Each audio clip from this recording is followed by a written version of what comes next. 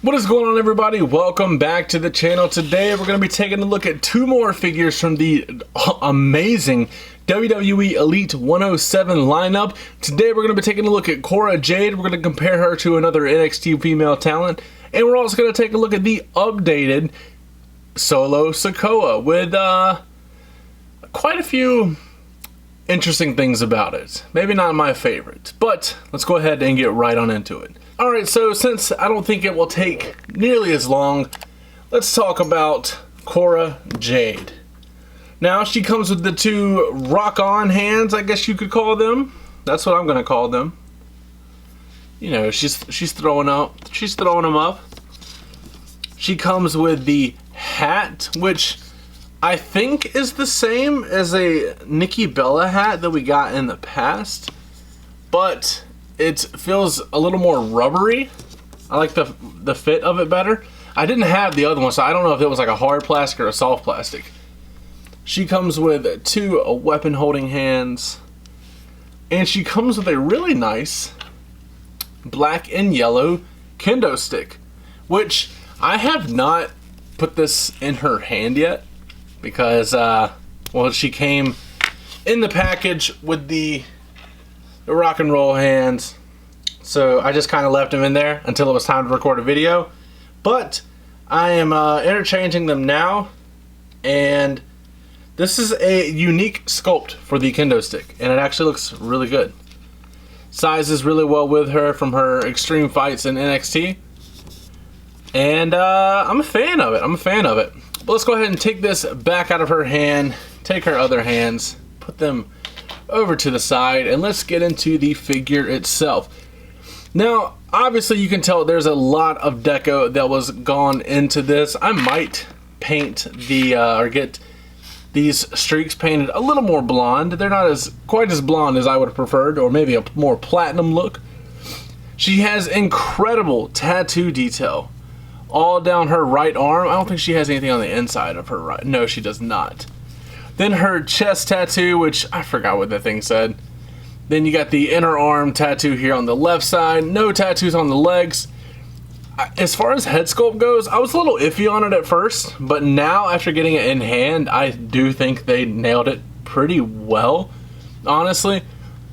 Let's get into the gear though. The gear looks really good. The red, the black, the white, everything looks good. Just one issue. Mine missed a couple deco hits here. And the black barbed wire that is sculpted on, mind you, which is very, very impressive instead of just being painted on. This is sculpted on, all of this. I don't know if you can see that it's actually like raised up. But these two lines here did not get painted. The rest of it did. All the way around the figure. Except for these two parts right here. But it's painted up here, and I'll get another one, or I'll get that touched up. The black, red, and white gear has amazing detail. You see more barbed wire. This is actually painted on there though. This part is sculpted. The black part is sculpted. This part here on the side is obviously painted. And we see that carry down to the lowers. Onto the knee wraps? I don't know what you would really call those. And then the beautiful work on the boots. Are those painted? Okay, yeah. I was about to say, the barbed wire on the boots is, of course, painted. There's a lot of details here. You guys heard me talk about it in the Elite Roxanne Perez review. How there's not many, like, there's no paint issues at all. I do have a little bit of muddiness here with the generation of Jade, as you see right in the crease. The letters do kind of get a little muddy. But the figure is phenomenal. I'm a really big fan of it.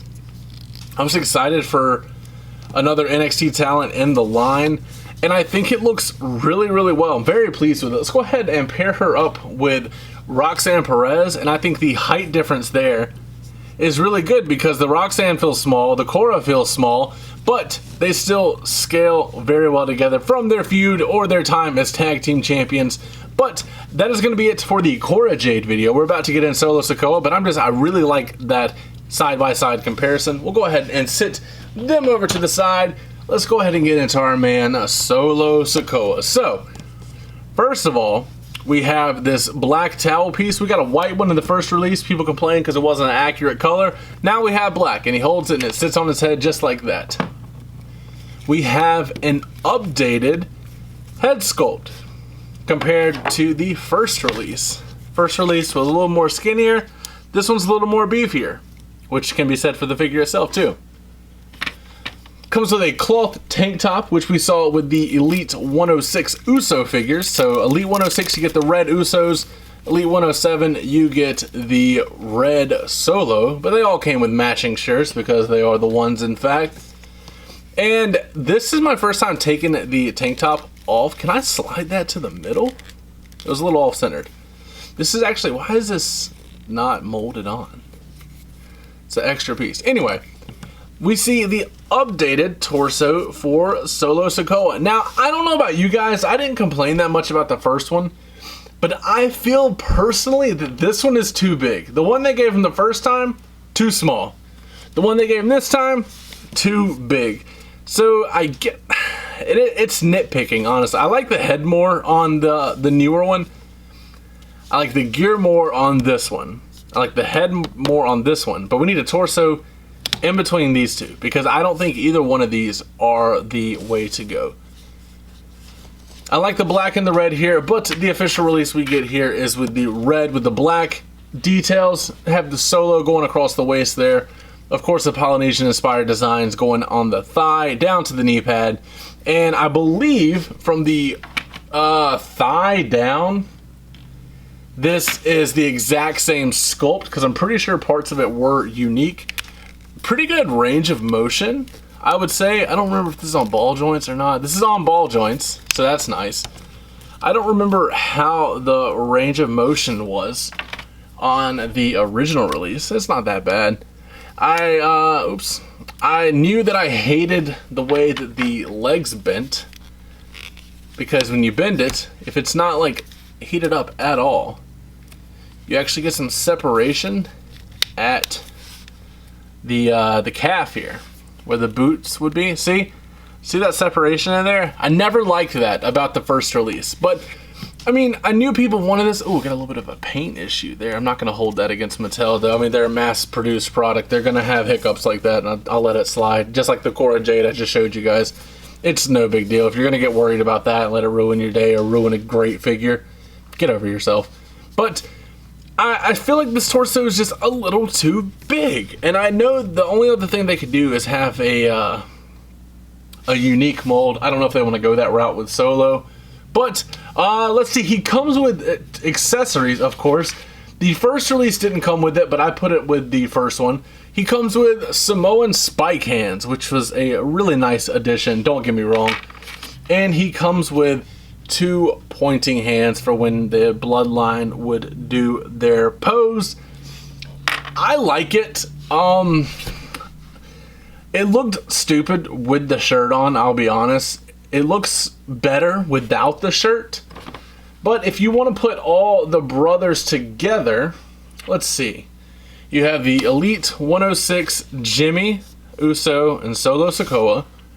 And then you have the Elite 106 Jay Uso, which they look sick all together. Now we just got to see if we get a Sami Zayn in red pants. And I guess the brand new Ultimate Roman, which you guys will be seeing a video of real soon, could work for the the War Games Roman, because that's a really good figure. But the Cora Jade figure is absolutely insane. The Solo Sikoa figure still has a few issues in my opinion. Definitely an improvement over the first. I would rather have the first gear, like I said, with a beefier body, because this one just doesn't do it for me. But that is going to be it for today's video. Once again, 2 amazing figures that we just saw with Finn Balor and Otis, now Cora Jade and Solo. All we have left to review is Grayson Waller and The Chase. I didn't pick up The Undertaker. I'll get it once it hits retail. But I hope you guys are ready for that video. As always, don't forget to like, comment, subscribe, and last but not least, take it easy.